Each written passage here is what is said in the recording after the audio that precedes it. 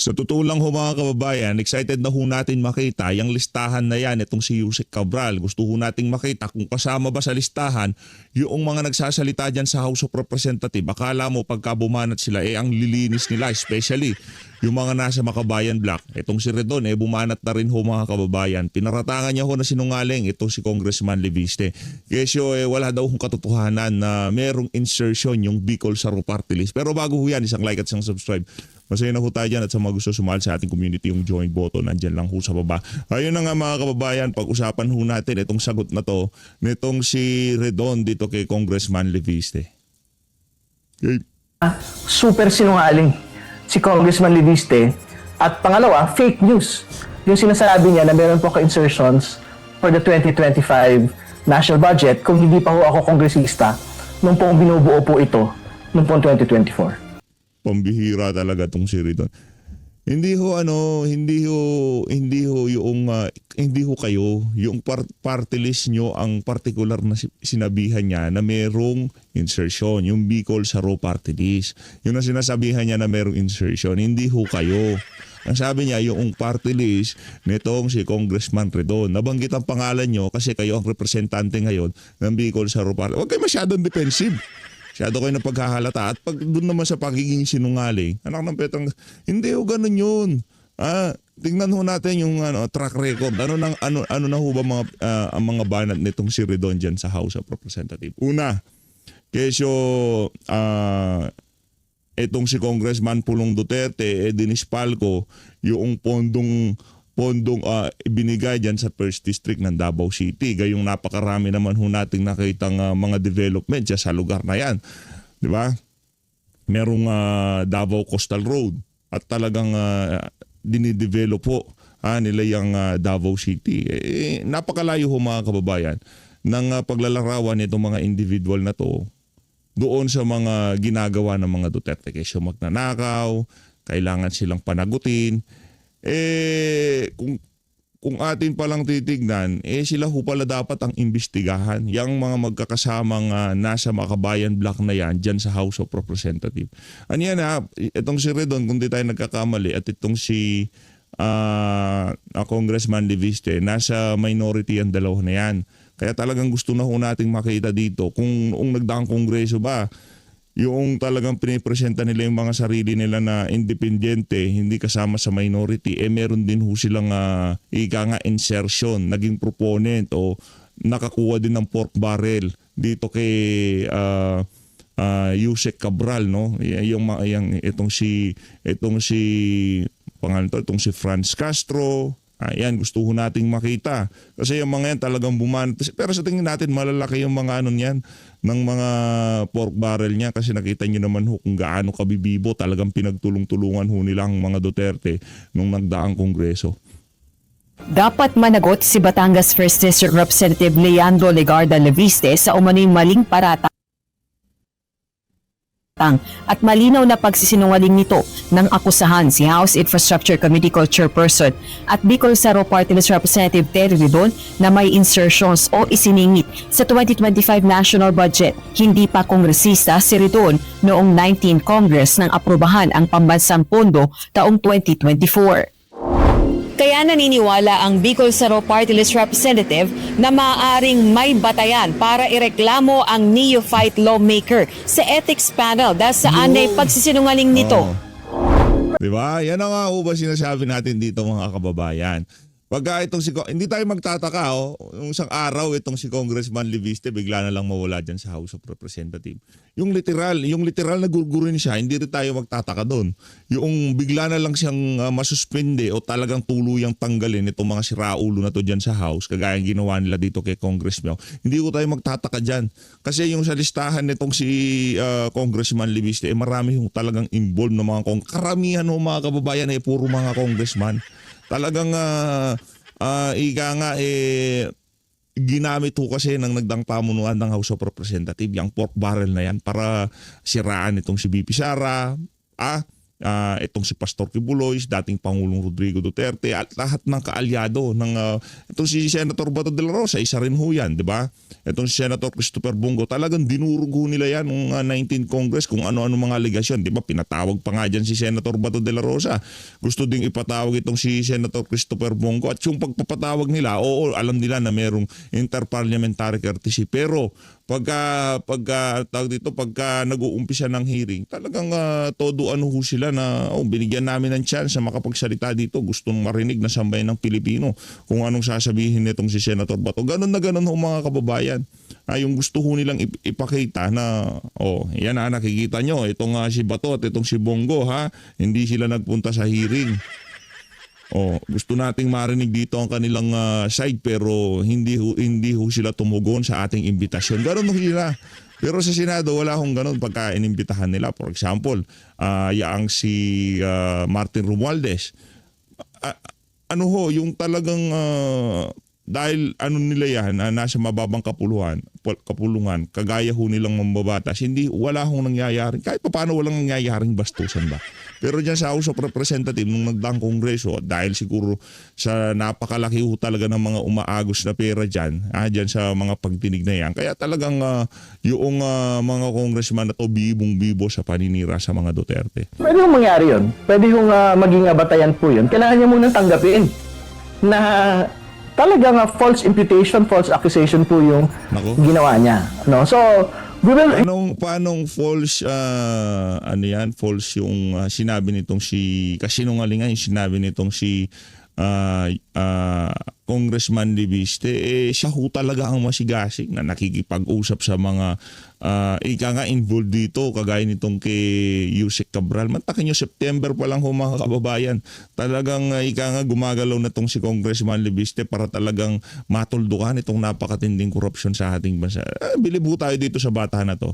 Noong una akala natin para lang siya sa cloud chaser ba, yung gusto lang magpasikat, magpabibo.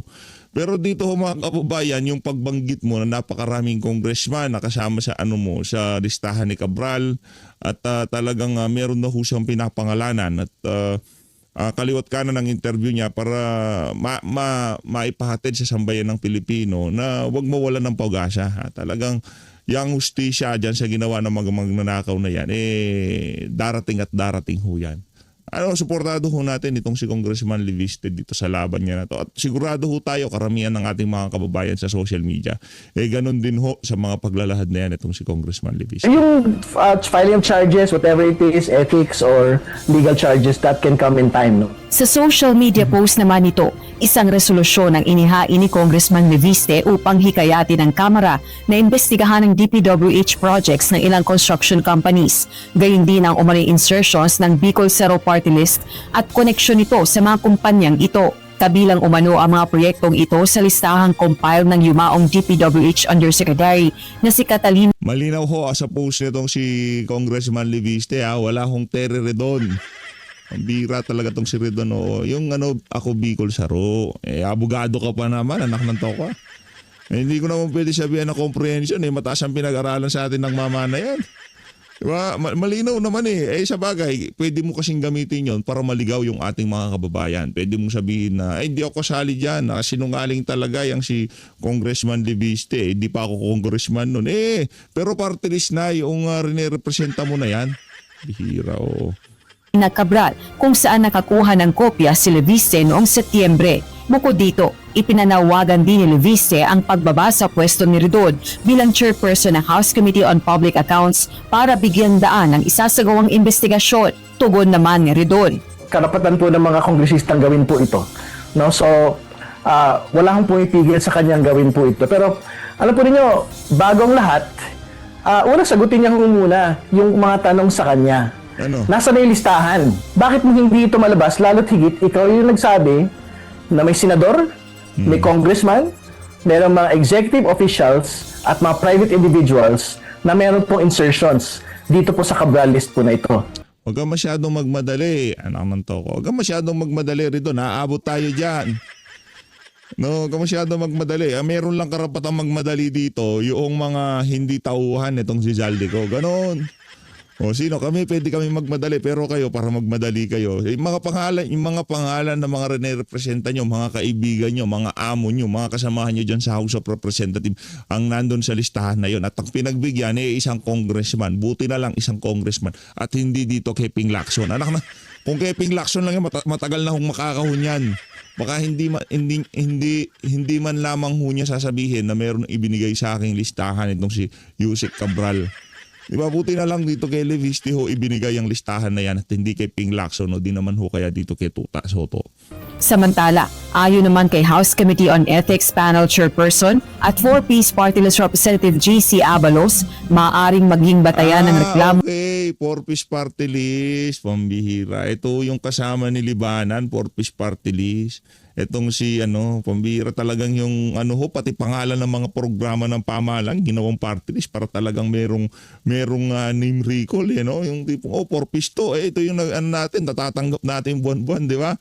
Si Raulo talaga itong mga congressman na to. Mo ang aligasyon ng isang kongresista laban sa isa pang kongresista, lalo na sa issue ng flood control corruption scandal. Well, anything that infringes upon the dignity and integrity of the institution Si can Raulo be yan. Yan yung suspended ka Congress Miao. Rep JC Abalos. Oy Abalos, langya ka. Ngayon itong si Congressman Leviste naman tatrabahuin nyo. Abangan natin. Excited ako kung gaano kaya kalaki yung pork barrel ng 4-piece party list na yan. Anong 19 Congress. Di ba? Isa ho yan si Libanan. Yan si Congressman Libanan sa mga bibo sa mga hearing ng mga panahon na yon. Magkano kaya ang nakuwang pork barrel ng 4-piece party list na yan? Ground for an ethics complaint. And maski sino po pwede mag-file ng case. Kahit Tanggalin na nyo break na. po kami. Handa po kami tumanggap ng maski anumang klaseng reklamo laban kung kanino man. And we will deal with it in accordance po with our rules and procedures. Rosalie Yung mga kababayan, yung magnakaw ng pera sa sambayan ng Pilipino, maglagay ng pinadalhan ng mali-malitang pera. Wala akong ethics, walang ethics complaint. Pero pagka ikaw, nagsabi ka ng katotohanan dito, kagaya nitong si Congressman Leviste, Congressman Kiko Barzaga, anak na to ka, tagilid ka dyan, malamang sa malamang, dahil mga si Raul yung mga nasa congressman, mga kongreso, ho yan, ethics complaint ka dyan. Dito tayo, sagot to nitong si Congressman Leviste dito sa banat na to, nitong si Terry Redon. Okay, muli po this morning, ating nga po nabanggit, yung pong panawagan ng pamilya nitong si Yusek Cabral para po sa kanila pong privacy. Again, yan po'y ating iginagalang sa punto nga po na dapat po natin silang bigyan po ng katahimikan, hindi po gambalain sa pamamagitan po ng paghingi ng panayam o anuman po, Pero yung usapin po ng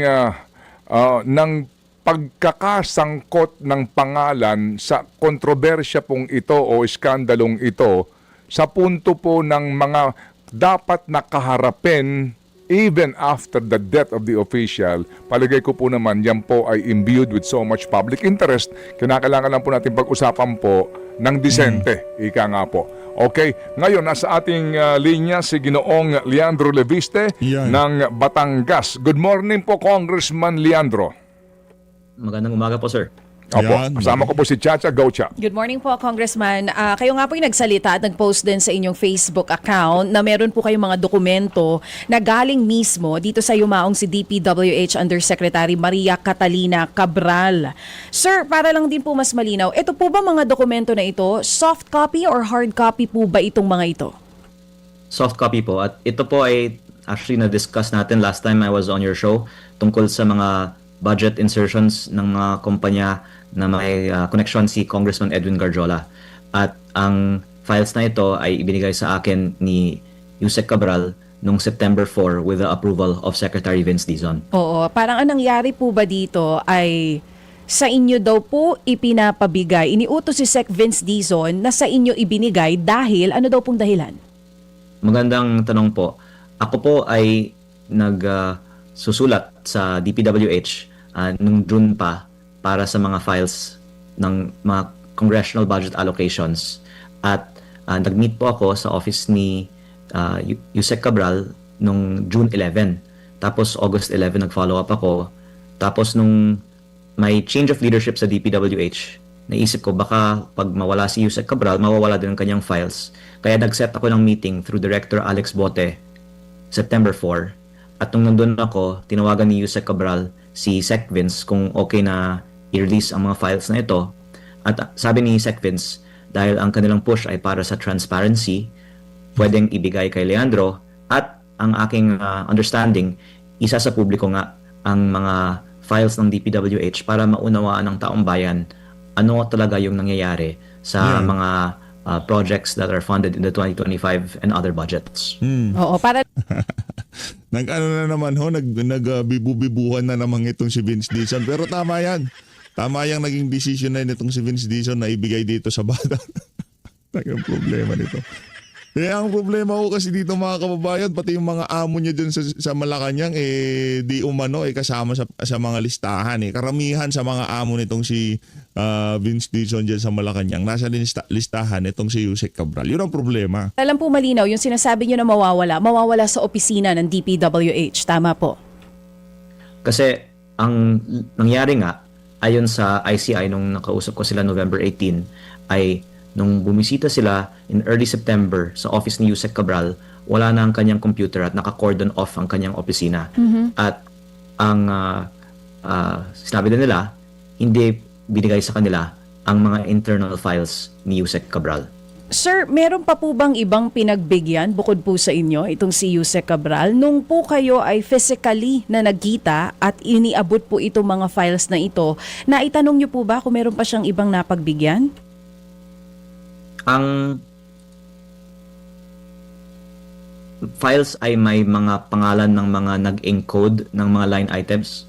Kaya baka yung ibang staff sa kanyang opisina ay may kopya din nito, at sana protektahan natin ang mga staff sa opisina ni Yusek Cabral dahil maraming mga may ayaw na lumabas ang mga files na ito. Oo. Yan po ay direktang sinabi po ba sa inyo ni Yusek Cabral o ito po ay assumption nyo? I'm saying based on the file, may mga pangalan ng kanyang mga staff. At actually, nakuha ko po ito as soft copy from her staff. Kaya kung saang computer pinanggalingan ang files na ito, may kopya. At baka ang iba din sa mga computer sa kanyang opisina ay may kopya din. Oo. Sir, balikan ko lang nung time po na iniabot po itong mga dokumentong ito na soft copy nga. Si Yusek Cabral lang po ba ang nandoon o may mga kasama po siya, at ilan po yung kasama niya kung meron man? I set the meeting through Director Alex Bote kasi si Yusek Cabral ay parang nag-courtesy resignation na noong September 4.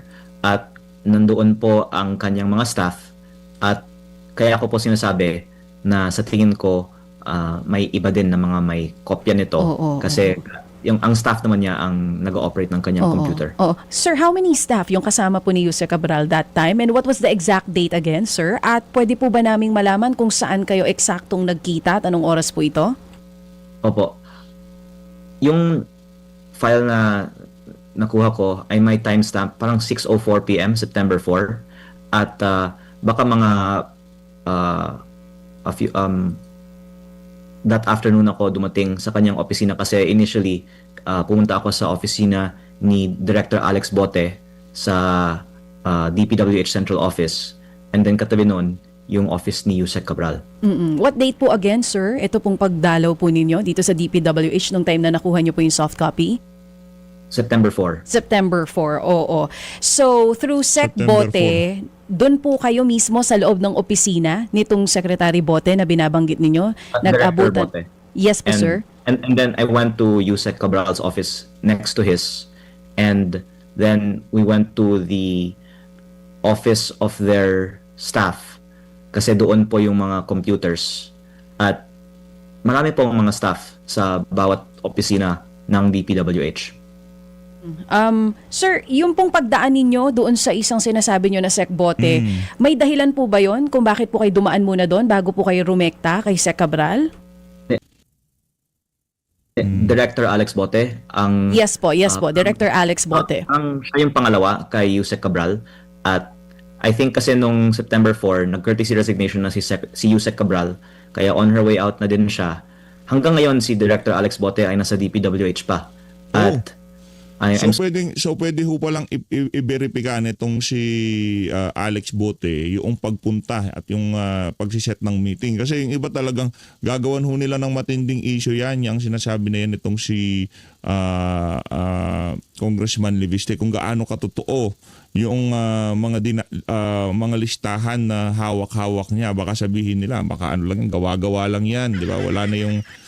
Wala kasi nagurgur na ho itong si Yusek Cabral. So, pwede ho nilang gawing excuse na yung validity at yung authenticity ng mga dokumento na yan. Kaya yung pag-interview sa kanya, talagang ini-establish muna kung gaano katotoo na nagkita sila, sinong nag-set ng meeting, anong oras, yung mga timestamp. Para talagang habang bago sila lumayo sa usapan, talagang totoo ho na nagkita yung si Yusek Cabral at binigyan ng listahan ng mga insertion ng mga congressman, pribadong individual, yung mga nasa Malacanang, itong si Congressman Leandro Leviste. sorry to put this attention, but maganda kung protektahan natin si Director Alex Bote at kung may investigasyon man, sana lumabas mula sa kanya ang katotohanan tungkol sa DPWH budget. Oo. Sir, puntahan natin ito pong laman mismo ng mga dokumento na hawak ninyo. Ano exactly po ang laman nito?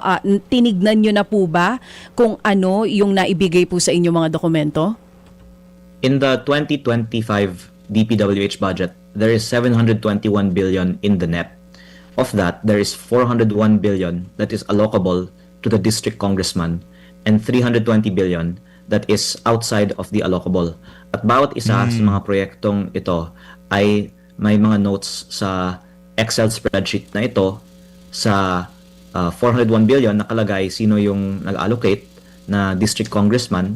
Tapos yung 320 billion naman nakalagay din yung proponent na district congressman, senator, may mga pribadong individual, at may mga miyembro din ng ehekutibo kasama ang mga secretary at undersecretary ng ibang mga ahensya na walang kinalaman sa DPWH pero nakalista na nag-propose ng mga flood control projects. Oo, nabanggit nyo nga rin po yan sa inyong press con, even sa post nyo. Sinasabi nyo, hindi lang po mga senador ang nandito, even executive secretaries nakalagay po dyan sa file na yan. Grabe. Pati undersecretaries po.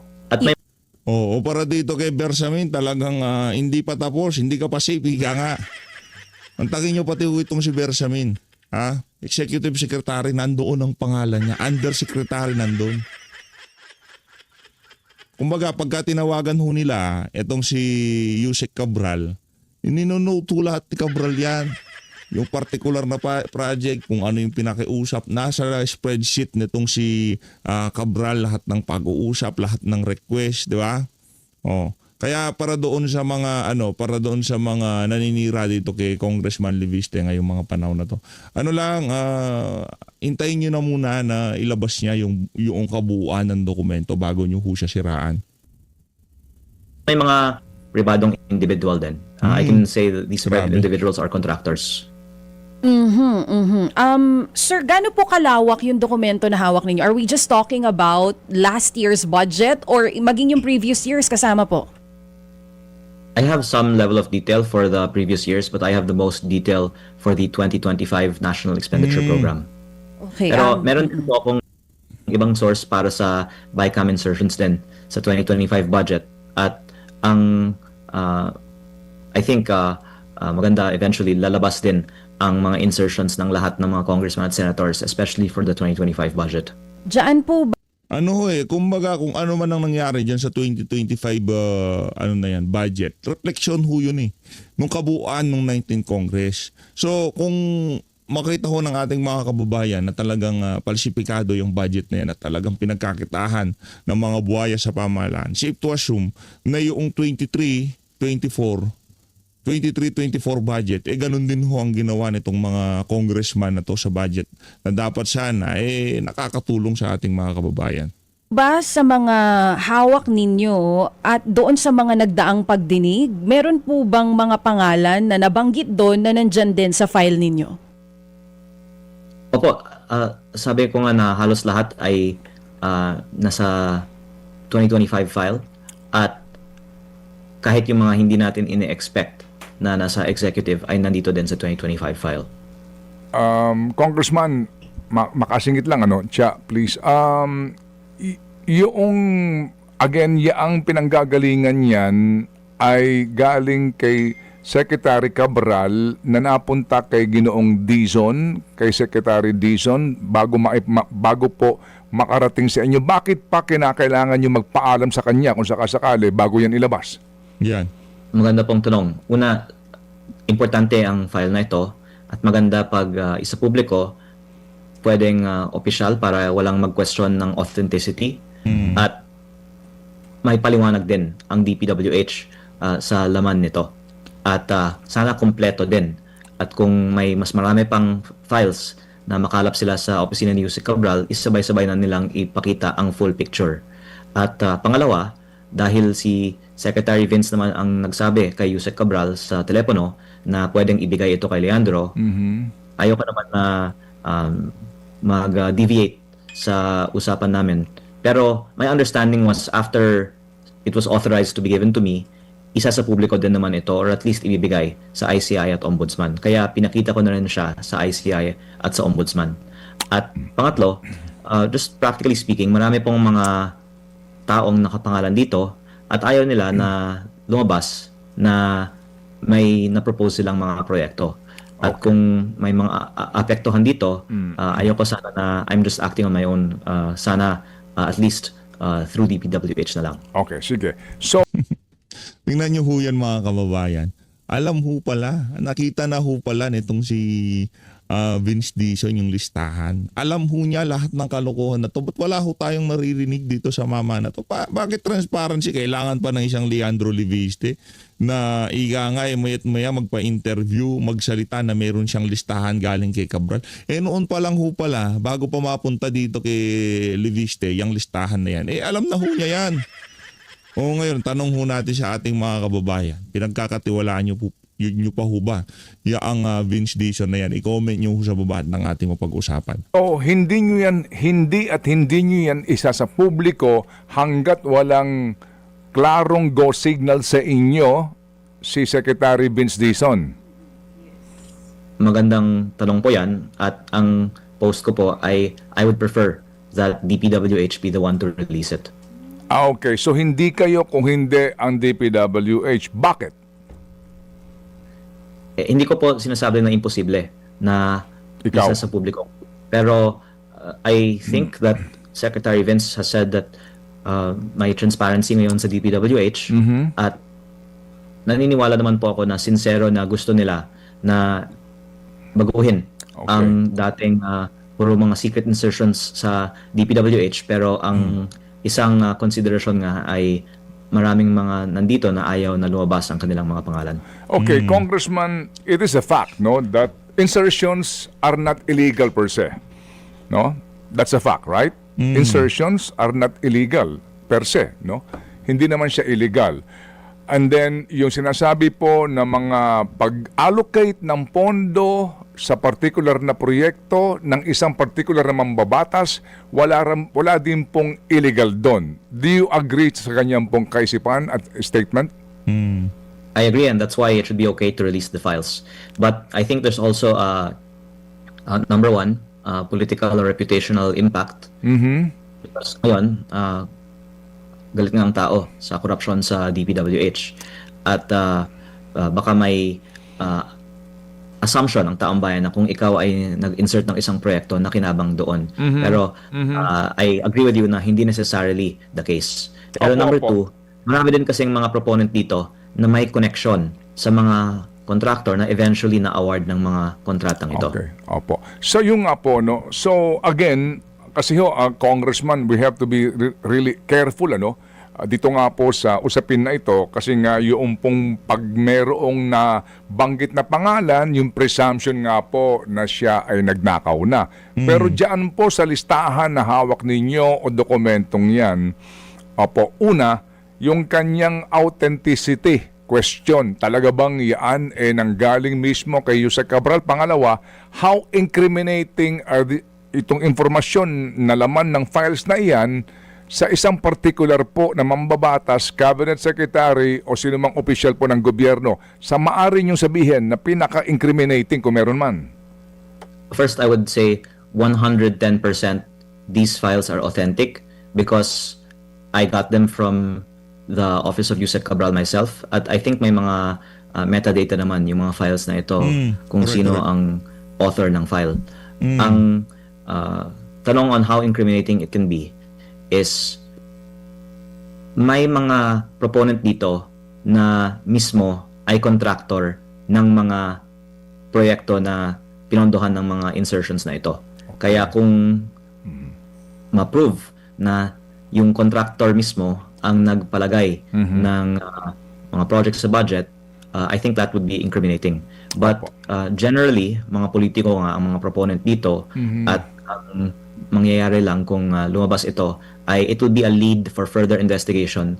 Ano ang relasyon ng proponent sa eventual contractor, kung sila ba ay, for example, campaign donor o kaibigan na baka search pa ng gobyerno kung may financial transaction involved. Opo. I am not sure kung have you gone through the second supplemental affidavit of Yusek Bernardo of DPWH? No po. Okay. Sir, ano ba format niyan? Sorry po sa paghingi po ng ilang detalye. Kasi ito po, babasahin ko lang po yung portion. I hope you don't mind, Congressman. Doon po sa under item number 131, Undersecretary Maria Catalina Cathy E. Cabral. 13131, as a general rule and with very little exceptions, it is Yusek Maria Catalina Cathy E. Cabral with the imprimatur of Secretary Mark Villar and later continued by Secretary Manny Bonoan, who had control at the DPWH level to remove, include, and deduct or modify insertions of items in the NEP for infrastructure or those pertaining to DPWH. Second, 132. Yusek Cabral would tell me that she would communicate and meet legislators to inform them of the amount of their allocations and ask them for titles of projects that they want to include in the DPWH budget. Next, in a matrix of process flow that I have prepared, which I am attaching here to as Annex N, Yusek Cabral has total influence and authority in preparing and finalizing the NEP for infrastructure. Okay, dyan muna ako. So meron siyang ginawa dito na attachment nga po, no? At nakalagay po dito nga yung sinasabi po na NEP preparation, etc. at saka yung intervention ng mga mambabatas. So, ito ho ba kanyang statement ay ni Bernardo ay napapatotohanan ng hawak niyong dokumento? Totoo po na si Yusek Cabral ang gumagawa ng budget. Ang question lang ay sino nang bibigay sa kanya ng mga instruction. At sinabi po ni Yusek Bernardo, si Secretary Manny Bonoan ay isa dyan. At nandito po sa listahan, meron column on handwritten notes. Napaka-comprehensive talaga ng files ni Yusek Cabral. Pati yung mga handwritten notes, ginagawa niyang soft copy. At nakalagay dito sa mga handwritten notes, puro mga SMB for evaluation, SMB recommended. At I guess we can surmise that SMB is Secretary Manny Bonoan. Okay. So, yan ho palang hawak yung files ay pati ho yung mga notations, ano po, handwritten by Yusek Cabral ay nandidiyan, kumbaga. It doesn't say who handwrote them, but basta kung ano yung handwritten note, nakalagay dito na digitize. Kaya pati may mga dialogue din dito parang SMB colon, tapos may comment siya. Okay. Opo. Sige po. Sige. Ika ninyo, ito inyong naibigay sa ICI at sa Ombudsman. Ano ang kanila pong sinabi sa inyo after receipt and perhaps after their study? Sabi nila, useful ito sa kanilang investigasyon kasi meron nga silang listahan ng mga ghost projects na I think 421 na may halagang 30 billion na hindi nila maitukoy sino yung mga proponent dahil wala pa silang nakitang listahan katulad nito before I showed it to them. At makakatulong talaga na malaman sino ang nagpapondo sa mga ghost projects para hindi lang yung contractor, pati yung proponent yung pwedeng maimbestigahan. Okay. Nandiyan ba yung mga pangalan ni former Speaker Martin Romualdez, Congressman Sandro Marcos, or even the Executive Secretary, former Executive Secretary Lucas Bersamin? Ayoko pong mag-single out ng mga tao kasi ang assumption na lang ng taong bayan I think is fair na halos lahat naman ng tao sa gobyerno ay nagpapalagay ng mga projects sa national budget. Okay, sige po. We respect that. Ano po? Ito lang ho kasi may mga nagtatanong po dito na ilang pong kababayan natin. Okay, sige. Pero Opo. sir, pwede ba akong magbigay ng isang pangalan? Yan. Well, go ahead. Maliban sa yung nabanggit ko last time on your show about Congressman Edwin Garjola na may over 20 billion projects dito, over the weekend kasi, Over 20 billion na project si Garjola sa 2025 budget. Billion ho pinag-uusapan natin dito mga kababayan. 5 billion, 20 billion. Ganon ho kalaking pera ang talagang ginahasa nitong mga congressman na to noong 20th Congress. Ay, noong 19th Congress. may isa akong kasamahan sa Kongreso na nagsabi, bakit hindi lang ni Leandro sa publiko ang listahan? Ang sagot dyan na banggit ko na kanina, pero yung isa is, ayoko naman na magalit sa akin yung buong Kongreso. Pero dahil siya ay nanawagan na isa publiko ko, pwede kong banggitin ang insertions niya. Ito po ay si Bicol Saro Party List Representative Terry Redon.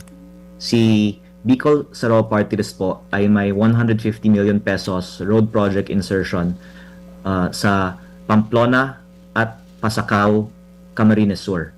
Ito pong dalawang line items, 75 million pesos each, were awarded to the same company, Bicol Gold Rock, at a winning price of 73.5 million pesos, which is 2% below the approved budget.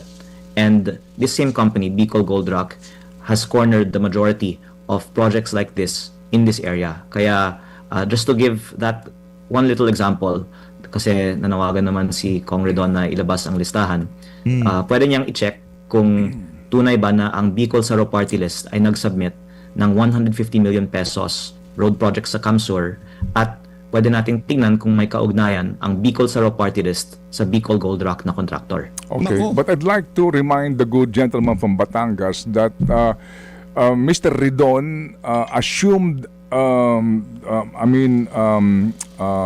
run for Bicol Saro Party List only this 2025 elections as the first nominee, ha? Ito pong sinasabi niyong budget na 2025, ang presumption po dito, binuo ito noong 2024 pa po, no? Ibig sabihin, noong 19th Congress. So, most likely, that time, iba pa po ang kinatawan ng Bicol Saro, just to put it in the right perspective po, Congressman. Yes, sir. At yung mga insertions naman ng party lists ay hindi ng congressman necessarily, pero ng party list. Kaya ako Okay. po, I agree with you, binibigyan din ng perspective. Ito ang insertion Malinaw, ng ha? party list. At Opo. para sa kaalaman ng inyong listeners, bawat party list sa Kongreso ay may 150 million pesos a year Opo. alokasyon sa DPWH budget. At Okay. sinasabi ko lang na ayon sa records, dito sa road projects ng Kamsur, ang 2025 insertion ng Bicol Saro Party List na parehong na-award sa isang contractor. At yan ang example ng buong listahan na pwede natin ma-connect the dots ng mga proponents sa mga contractors. Yes, sir. O, kaninyo, no? Bicol, ako Bicol, I'm sorry. Bicol Saro. Bicol Saro Party List, ang siyang nag-insert nung budget at ang nakakuha umano ng proyekto ay isang construction company na sabi ni Congressman, i-check daw po yung pong koneksyon ng partido, party list na ito sa construction company. That Yun. is the connection ho ng mga dots na binabanggit ni Congressman para ho mas klaro po tayo. Okay, chap. Ayun na nga mga kababayan, dito na natatapusin ang ating reaction video. Maraming salamat po sa pag-support sa speech update. Mag-ingat po kayong lahat.